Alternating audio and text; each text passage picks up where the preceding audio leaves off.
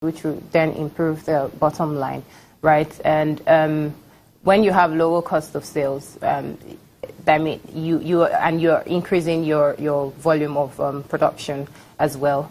It would also definitely help their bottom line numbers. So yes, I mean, if you have, like I said, like you said, the raw materials that they use to produce this their goods. If you have some FX policies, so some of this company as well, you see that some of their raw materials, some of the items that goes into their cost of sales, some of them are imported. So FX policies also affect them, like the stability of the naira also affects their production.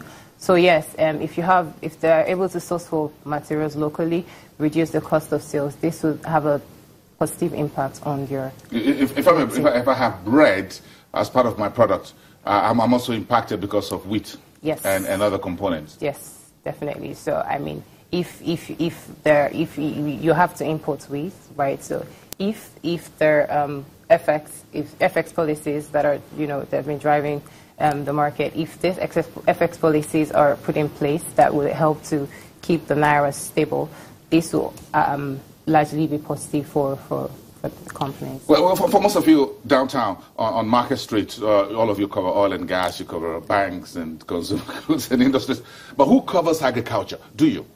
Yes, not officially, because we are trying to launch our initiation of coverage, which will be out very soon, and then we can say to the public that yes, we cover agri sector. Why do you think agriculture is now important for you folks at AfroInvest to initiate a coverage? Well, agriculture has always been important, right? Right now, there's a lot of there are a lot of things going on in that sector. Like I said, the government trying to diversify from oil revenue, now focusing on agriculture. A lot of activities in that space, a lot of interest from investors that we've seen. So yes, this is the right time to move to agriculture. Agriculture used to be a major source of revenue for the company before the oil came and then kind of took everybody's eyes. So you folks believe this is no longer a dead subsector of the market? No.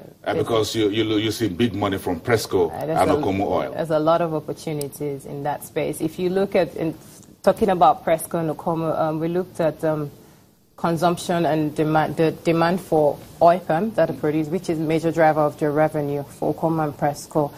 And as of last year, December 2016, we saw demand for palm oil at about 1.5 million metric tons, and supply is still lagging with 900,000 metric tons. So there's still a huge gap.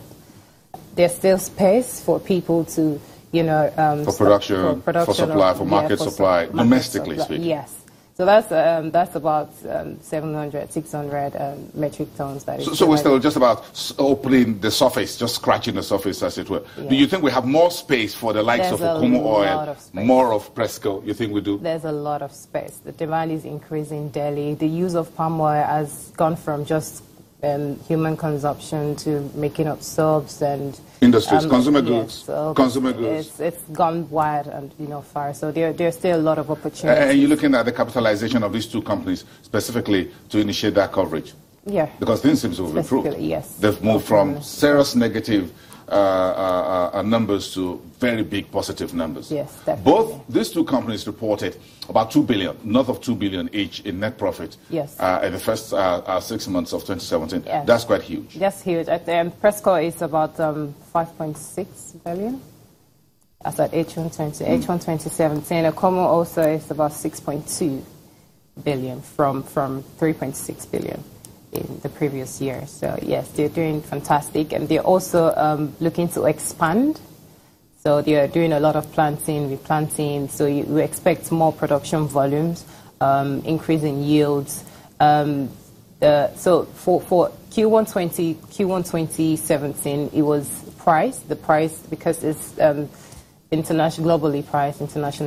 So the price when you convert to naira was the major driver of their revenue, and now it's production volume. So they've been doing a lot of planting since 2014, and it takes about 2011, 2014, thereabout, I can't remember, but it takes about 3 to 4 years for them to have a full ready plants yield fresh fruit bunches. So when you have replantings, that means they increase yield. So like old trees of like 25 years, they don't obviously produce as much as they used to, when you were like 10 years or 7 years. So they have to replant those trees. So that's what they're doing now. They're adding a lot of hectares. So Agro-Allied is doing 3,000 more hectares of land they did last year. They're doing this year, and they're doing another in 20. So that's a lot of activities going on in that space. There's a lot of activities going on there. Yes. After all the years of covering crude oil or petroleum, now you analysts are now going to add palm oil to it. Yes, I love that. Agriculture, I love that. I love that a lot. And you think, when you talk to your strategy guys and your portfolio guys, you think investors are asking questions about this particular sector. Is that what they're saying? Yes. So there's a lot of interest in the sector now. People are asking questions. What do you think of Como? Do you think it's a good buy? What do you think they're doing? Yes. So there's a lot of interest in that space now, most especially as they're looking at the shares, very low prices for others, like livestock feeds, and say, well, maybe with a few money I can get in there before it becomes another crude oil sector. Yes. Yes. I'm going to remember that. I'm going to remember that, and I'll remember this conversation. When you folks start the coverage of the initiation coverage of the agri sector, let's be the first to know. Okay. And then we'll look at the numbers as where you're taking off for that. Thank you very much for coming. Thank you. Sola Afolabi, who is one of the research analysts at Afrinvest. When we come back, we're taking another look at a very important part of the economy. It's called the credit market. The Buhari's administration, the acting president, on May the 30th signed an executive order on collateral registry and how to ease credit for small and medium enterprises. So the stakeholders got together yesterday to discuss the way forward. Let's roll things forward and come back to you after the break with that.